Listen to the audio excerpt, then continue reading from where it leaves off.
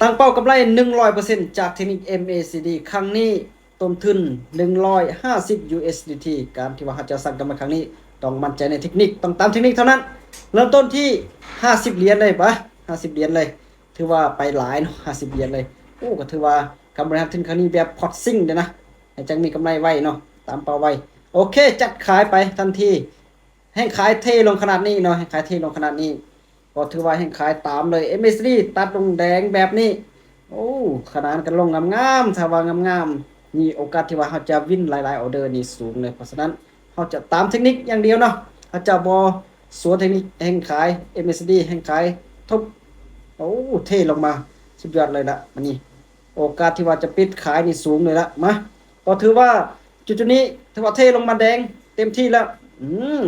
3 วินาทีเท่านั้น1-0จัดไป1ออเดอร์บวกมาแล้วตอนนี้40ปลายแล้วเมื่อเทขายแบบนี้ MACD ขนาดแดงแบบนี้เนาะตามขายอย่างเดียวตามขายอย่างเดียวอ้าวก็ถือว่าตามใดก็ตามถ้าว่า MACD ยังขนานกันลงแบบนี้เนาะขนานกันลงแบบนี้เขาจะตามขายอย่างเดียวเนาะโอเคออเดอร์ที่2จะไป57เหรียญก็ถือว่าเดินเงินหนักเติบเนาะเดินเงินหนักเติบพอสิขายทั้งที่บ่พันปากเนาะโอเคมาโอ้ถือว่าใกล้ๆแนวรับเนาะแต่ว่ายังจงไส้อยู่ยังจงวางไส้อยู่ใกล้แนวรับนี่ครับแนวรับระยะสั้นถือว่ายังวางไส้อยู่ก็ถือว่าโอกาสที่ว่าจะปิดขายก็ยังมีอยู่ตจุดนี้นะเมสซี่ถือว่ายังแดงเต็มที่เนาะถือว่ายังแดงเต็มที่โอกาสที่ว่าจะปิดขายก็มีสูงกว่าเดี๋ยวนี้ใกล้ๆแล้วแห้งขายนี่คนคำว่ายังแห้งอยู่เนาะ2-1-0จัดไป2 ออเดอร์ละ2 ออเดอร์ละจุดนี้ก็ถือว่าเป็นจุดสำคัญเลยเนาะโอ้ใกล้แนวรับได้ใกล้แนวรับได้ลงแดงได้เนาะใกล้แนวรับตัวนี้เนาะก็ถือว่ามีความเสี่ยงอยู่นิดนึงไม่ MACD แต่ว่ายังขนานอยู่ฉะนั้นยังตามอยู่นะว่าจุดนี้โอ้ถือว่ามีเสี่ยงอยู่นึงเนาะแต่ว่าให้ MACD ยังแดงอยู่เนาะ MACD ไป50เหรียญเอาแล้วนี่ขายอีกอ่าดิเสี่ยงอยู่เอานี่เนาะเพราะว่ามันต่ำแนวรับมีการปฏิเสธราคามาแต่ว่าเฮายังมั่นใจในเทคนิคก่อนอ๋อลงมาแดงได้ลงมาได้ถ้าวันนี้ตลาดนิ่งนี่โอกาสสูงนี่ที่ว่าจะปิดออเดอร์ที่3โอ้ยนี่ซื้อผลักดันคือซ้ำนี่แหละมันจุดที่ว่าเป็นแนวรับก็มีความเสี่ยงอยู่เนาะ MACD ก็ค่อนข้างว่าขาวนะแต่ว่ามันยังขนานอยู่มันยังเขาจังขายเนาะยังขนานกันอยู่ได้แต่ขนานแบบนี้โอ้ทุบมาอีกหน่อยเดียวอ่าอย่างน้อยเดียวเนาะน้อยเดียวก็จะปิดแดงให้ได้นะอ่ามาแต่ก็ยังมีกำไรอยู่นะยังมีกำไรอยู่น้อยเดียวปั๊บลงนี้ตามเป้าหมายทันทีเลยเนาะมาถือว่าพลาดเนาะวิน2พลาด1ถือว่ายังโอเคอยู่ยังโอเคยังมีกำไรอยู่50ปลายตัวนี้มาไป51เหรียญเอาเลยนี่เนาะแบ่งเอากำไรไป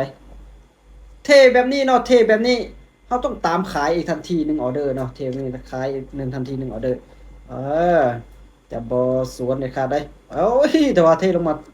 แห่งซื้อผักดันขึ้นสั่นมาบ่เป็นยังตามเทคนิคอยู่ถ้าว่ามันเป็นเทรนขาลงให้ได้นี่ถือว่ามันก็จะสลับนิดนึงบ่เป็นหยังโอเคโอ้เดี๋ยวนี้ถือว่าจะเทลงได้บ่ต้องมาลุ้นนำกันนี่ล่ะโอ้ยคือว่าผักดันขึ้นแห้งแท้ผักดันขึ้นแห้งแท้ลงมาไหมโอกาสที่ว่าแห้งขายนี่ก็ผักดันเออจับโอ้โหถือว่าแห้งขายส่งท้ายสุดยอดหลายอ๋อได้นี่เนาะแห้งขายส่งท้ายมาถือว่า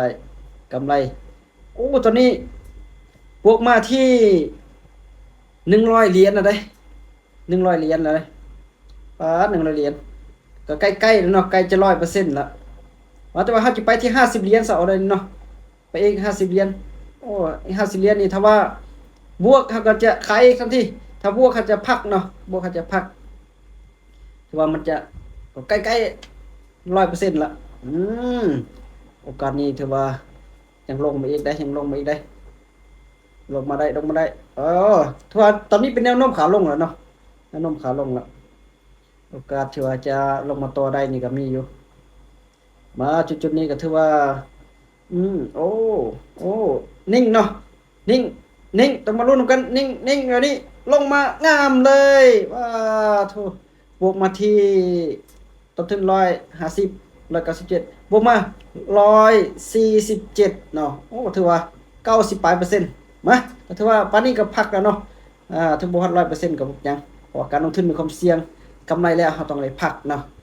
ต้องศึกษาให้ดีก่อนลงทุนนะ